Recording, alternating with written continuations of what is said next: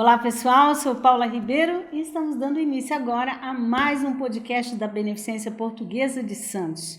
Essa plataforma que tem tido aí o compromisso de levar o melhor das informações acerca da prevenção de doenças, para que cada um de nós possamos cuidar ainda melhor da nossa saúde. Podcast Beneficência, Medicina e Saúde chegando até você. E hoje a pergunta do nosso podcast é: por que não emagreço? Uma pergunta que merece aí a resposta de milhões, porque realmente é algo que as pessoas querem e não conseguem, tem dificuldades. E a gente vai falar aqui sobre diversas causas e para isso nós chamamos aqui ela que é uma convidada muito especial, já esteve aqui conosco e nós tivemos aí realmente uma audiência incrível, porque tratamos assuntos interessantíssimos e ela é altamente competente, doutora Aline Andruskevicius, endocrinologista, nutróloga, especialista em clínica médica e intensivista. Também nas horas vagas, voluntária e coordenadora da missão CEANAMA. E aqui junto comigo, o nosso presidente da Beneficência Portuguesa de Santos, seu Ademir Pestana. Muito obrigado pela sua presença. Ô, Paula, é um prazer sempre estar aqui com vocês, participando do podcast, que tem o intuito de informar, né? Informar na área médica, saúde, trazer qualidade de vida, né? Além do hospital, o programa para lhe orientar. E hoje eu fico feliz de poder estar aqui novamente com a doutora Aline, né? Já fazer algumas perguntas para ela. Por que eu também não emagreço, doutora? Estou fazendo alguma coisa errada? Enfim, acho que vai ser um programa maravilhoso aí e preventivo. Doutora Aline Andruskevicius, muito obrigada pela tua presença. Eu que agradeço mais uma vez estar podendo participar do podcast Beneficência, que é com tanto carinho que eu tenho por esse hospital. Agradecer ao doutor, agradecer a Paulinha por acreditar no meu trabalho e por mais uma vez me dar essa oportunidade de trazer tanto conhecimento aí para vocês que estão aí em casa escutando a gente. Hoje promete, hein, doutora, presidente? por que eu não emagreço? Eu só ganho alguns quilos de passa, um ano eu ganhei mais 1 quilo, passa um ano mais 1 quilo. Aí eu procuro andar mais, enfim, comer um pouquinho menos, mas acho que eu não acerto. O que ocorre aí nessa tentativa? Estava faltando a doutora Aline chegar. Vamos lá. Eu acho que vocês já devem ter escutado isso, o senhor também. Eu faço atividade física, eu como direito e não emagreço. Realmente, isso pode acontecer. E por que isso pode acontecer? Porque existem outros fatores que podem estar contribuindo para essa dificuldade do emagrecimento. Então, um exemplo, parte hormonal. Todos nós produzimos hormônios e esses hormônios podem estar desregulados. Então, se tem uma desregulação hormonal, vai atrapalhar no processo do emagrecimento. Então, por um exemplo, cortisol, que é o hormônio aí do estresse. Se a gente não dorme direito, o cortisol aumenta. O cortisol aumentando, aumenta também gordura visceral, e aí atrapalha nesse processo de emagrecimento. Se você não dorme direito, existem 2 hormônios, que é a leptina e a grelina, que um é da saciedade e o outro que te dá fome, que ele estimula a fome, né, esse hormônio. Se você não dorme direito, você acorda com esses hormônios também desregulados, com mais vontade de comer, principalmente carboidrato, açúcar, e aí atrapalha também. E diversos outros hormônios. Então, assim, tem a parte hormonal que pode estar atrapalhando no processo de emagrecimento. Fora a parte hormonal, parte de vitamina. Porque você vira e fala assim, nossa, eu acordo tão cansado, indisposto para fazer uma atividade física, algo. É verdade, isso ocorre mesmo. A gente chega, quer se prostrar no sofá, pegar o celular, ver um filme, E esperar o sono chegar. E aí o organismo é que pede o cardápio, é? Na verdade, assim, não é bem o cardápio em si. Porque ele quer carboidrato, ele quer um docinho. Mas quando é que é o grito assim? Fala, olha, você tem que mudar. A hora que ele decide procurar uma especialista, uma doutora. Normalmente, os pacientes que chegam no meu consultório, eles chegam com a seguinte frase para mim: doutora, você é minha última esperança. Meu Porque Deus. já passou. Então eu vou ter que marcar uma consulta com a doutora Aline. Não foi na eu última tenho que esperança tomar uma ainda. providência, eu não quero engordar, mas eu tenho Porque que perder alguns realmente quilos. Precisa de médico. Se a gente tem desregulação hormonal, a gente pode ter mais fome, resistência à insulina e diversos outros fatores que contribuem. Falta de vitamina, então, por exemplo, vitamina D, vitamina B12, o próprio ferro mesmo, se a gente está desregulado, a gente pode ter um cansaço, uma predisposição aí para não praticar atividade física, Sim. mais vontade de comer alguns alimentos mais gordurosos e calóricos também. Ok, a doutora falou sobre a resistência à insulina. Vamos trocar em miúdos essa resistência? Como seria isso? Vamos lá. O que é insulina? Para começar, a insulina é um hormônio que nosso pâncreas produz.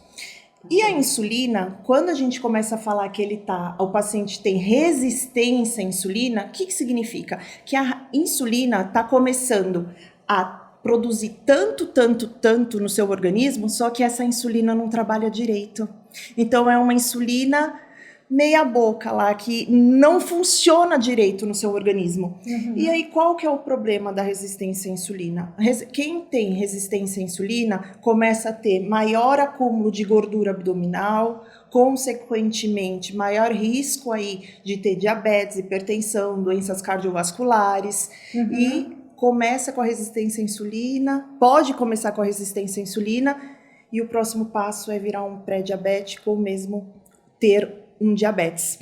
Então, todo paciente que me procura, que é pré-diabético ou tem uma resistência já à insulina, eu falo que ele está em cima do muro. Ou ele muda os hábitos de vida dele, uhum. E aí a gente consegue voltar e ter uma insulina e voltar a não ter mais essa resistência à insulina, a pessoa que era pré-diabética não ser mais pré-diabética, corrigir isso. Tá. Ou passar para o outro lado do muro e virar um diabético. Ok, a gente sabe que o metabolismo, ele contribui ou ele atrapalha esse processo, né? O que é que deixa esse metabolismo lento? Olha, existem multifatores que podem deixar o metabolismo lento. Então, assim, pensando na parte hormonal, puxando para o meu lado, né, que eu sou endócrino, pensando no lado hormonal. Então, por exemplo, uma tireoide. Uma tireoide que não está funcionando direito. Tireoide é uma glândula que a gente tem aqui no pescoço que produz alguns hormônios, como T3 e T4. Se ele não está produzindo corretamente esses hormônios, a gente pode ter um quadro chamado hipotireoidismo. E aí, no hipotireoidismo, você fica mais cansado, queda de cabelo, o metabolismo fica mais lerdo, mais lento, desacelerado. Outra situação também que o metabolismo também fica mais lento. Atividade física, quem não faz. Por quê? Quanto mais músculo a gente tem, mais perda calórica a gente tem, mais o metabolismo fica acelerado. Então, quanto menos músculo, o seu metabolismo menos acelerado fica e mais fácil você engordar. Olha, que sensacional! A gente vai sair daqui hoje já magro, pelo menos na alma, porque vai ter consciência. E o desequilíbrio hormonal, como também a doutora passou por esse assunto, pode ser a causa da obesidade. Se corrige-se esse desequilíbrio hormonal, o emagrecimento já acontece naturalmente? Não. Não, é um conjunto, tá? Então, foi quando eu comecei aqui a falar hoje. Só atividade física e alimentação vai te ajudar no processo de emagrecimento? Não, a gente precisa entender se tem algum fator que está contribuindo para essa dificuldade de perda de peso. O pensamento contrário é o mesmo. Então se eu tiver com todos os meus hormônios regulados, com todas as minhas vitaminas reguladas, meu sono, meu estresse controlado, tudo lindo, eu vou emagrecer? Não necessariamente. Como está sua alimentação e sua atividade física? Então, é um conjunto. Não adianta só ter parte hormonal e vitamina, só atividade física e alimentação. É um conjunto. Então, a gente precisa ter tudo isso em equilíbrio para a gente conseguir não só emagrecer. Porque eu falo que emagrecer é muito... algo polêmico lá. Emagrecer parece muito fácil. A gente dá remédio, entra no nutricionista e corta e faz dietas mirabolantes. Mas quanto tempo isso vai sustentar? Você vai parar tudo isso e você vai ter o reganho. Você vai engordar de novo. Então, qual que é o grande segredo? É emagrecer e manter. Porque emagrecer, a gente coloca vários fatores que contribuem para o emagrecimento, só que a pessoa vai ter continuidade no sentido de manter aquilo que ela perdeu? Sim, sim. É sabido que a gente tem aí a memória celular, né? Então, por exemplo, perdi 20 quilos. Esse registro, vamos falar de uma estabilidade. Claro, você não vai poder estar comendo de forma errada, continua-se uma prática de atividade física, mas essa memória celular, quando é que ela faz esse registro para dar um pouquinho mais de tranquilidade, vamos dizer assim? Na verdade, nunca. Quem almoça no janta, é isso? Quem almoça no janta. Agora eu vou contar uma coisa. Conta tudo. O seu organismo é muito inteligente. Por qual motivo? Porque a todo custo ele vai tentar chegar ao seu maior peso. Então, quando você começa um processo de emagrecimento, como assim? Um exemplo, vamos supor que você pesa 100 quilos. Aí eu emagreci e fiquei com 70 quilos, perdi 30 quilos. A todo custo, seu corpo vai tentar voltar aos 30 quilos e voltar aos 100. Seja aí gastando menos caloria, ou seja, te dando mais fome, porque quando você acelera seu metabolismo, o seu corpo é tão inteligente que ele começa a querer perder menos caloria também, para compensar. Então, esse equilíbrio do corpo é constante. Então, obesidade já é considerada pela Organização Mundial como doença crônica. Então, a Organização Mundial de Saúde ela já está no rol de listas de doença crônica, obesidade. E sendo doença crônica, é algo que a gente tem que tratar para o resto da vida. Não é algo assim, eu consegui chegar nos 70, então eu fecho o meu livro, eu já consegui e agora volto à vida que eu tinha. Não. Então, o processo de emagrecimento é um processo constante. E quanto mais os anos passam, maior não tem que ser as regras. Para engordar, né? Chegou a 70 anos, não engorda mais? Não pode engordar? Pode engordar. Não engorda devido a algumas doenças, algumas consequências por causa disso, não é? Sim, o que acontece é que assim, a pessoa que já tem uma obesidade na infância, normalmente carrega isso para a adolescência e às vezes até para a vida adulta, né? Porque começou lá na infância, os hábitos não saudáveis e acabou tendo esse ganho de peso. Mas quem era magrinho quando era criança pode ficar magrinho? Pode acontecer do magrinho continuar magrinho ou pode acontecer do decorrer dos anos ele engordar também. Porque o corpo podia contribuir com a gente, né? Eu, por exemplo, era bem magrinha. Normalmente, quem tem uma família de obesos costuma ser obeso e que tem uma família já mais magra costuma ser uma família ser mais magro, mas Sim. Isso não é regra. Você vê às vezes uma família de gordinhos em que tem um familiar que começou a fazer uma atividade física, começou a fazer um acompanhamento médico e que virou até atleta.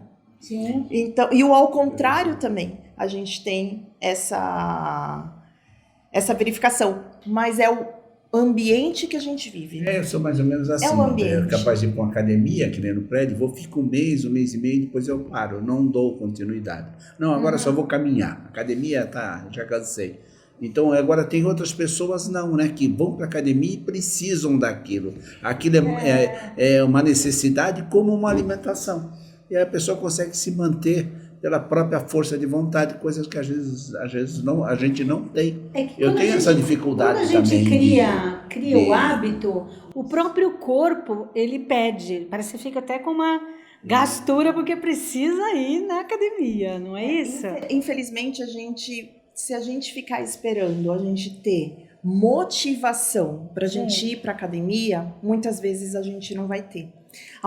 Porque essa motivação, o frio vai acabar com ela, o cansaço vai acabar com ela, o sono, ou mesmo um dia mais difícil. Você vai falar, eu mereço ficar em casa, eu mereço não ir para a academia hoje. Então, você precisa, nós precisamos não mais olhar como, eu preciso estar motivada, mas sim ter atitude com a sua rotina mesmo, ter atitude de falar, eu vou na academia 3 vezes por semana e colocar na sua agenda. Então vamos supor, todos os dias às 6 da manhã, todos os dias às 8 da manhã, ou às 8 da noite, 3 vezes por semana, 4 vezes, e colocar na sua agenda.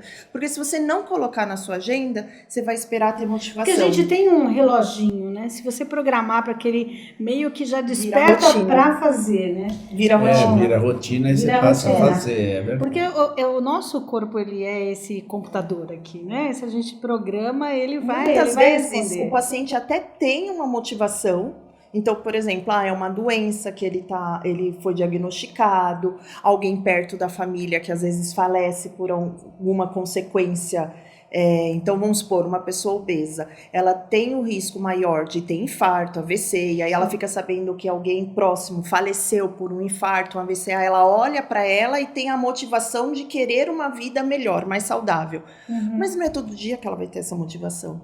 Então, ela tem que colocar como regra na vida dela. Do mesmo jeito que a gente precisa acordar e trabalhar, a gente não pode simplesmente ligar pro nosso chefe e falar, hoje eu tô cansada, eu não vou. A gente não pode. Então, assim, a gente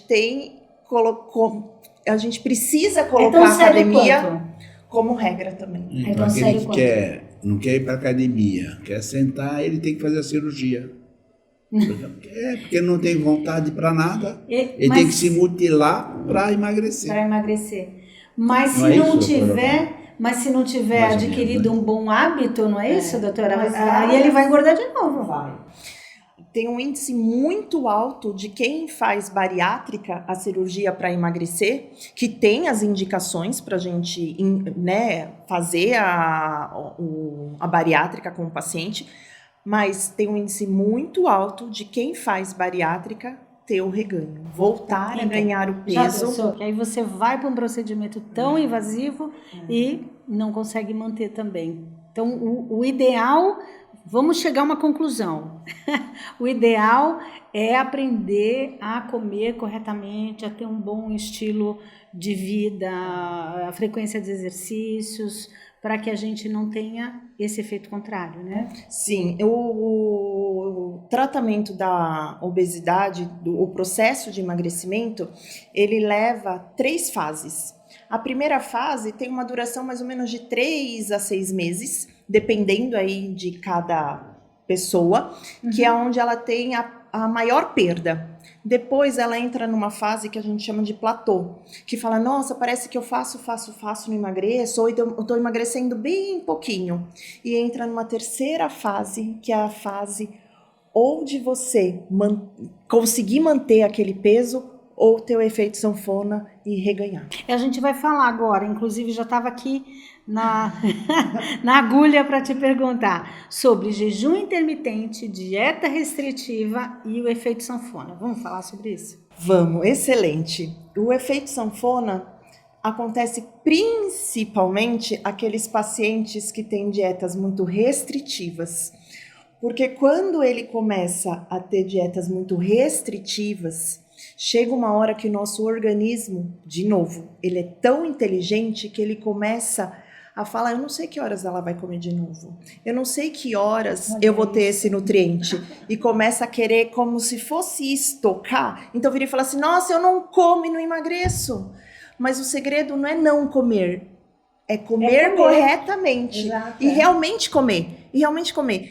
E quando eu falo comida, gente, é arroz, feijão, carne, frango, alface, tomate, agrião, brócolis. Vira e fala assim, fazer dieta é caro. É a comida do dia a dia. Ovo. Sim. Se bem que agora ovo tá caro, né? Ficou caro. Então, assim, dietas restritivas demais pode ter o efeito sanfona. Primeiro, porque o organismo é inteligente. E segundo, que você não vai conseguir fazer uma dieta restritiva a longo prazo. Por isso que eu falo para os meus pacientes, não existe alimento proibido, e eu não gosto de dietas restritivas. Então, assim, o chocolate, a pizza, eu libero para os meus pacientes. O sorvete, com equilíbrio e moderação. Se estiver comendo corretamente, estiver fazendo não vai fazer não diferença, problema, né? Não vai fazer diferença. Salvo se você tem alguma restrição alimentar ou alguma doença em que te impeça a comer esse tipo de alimento.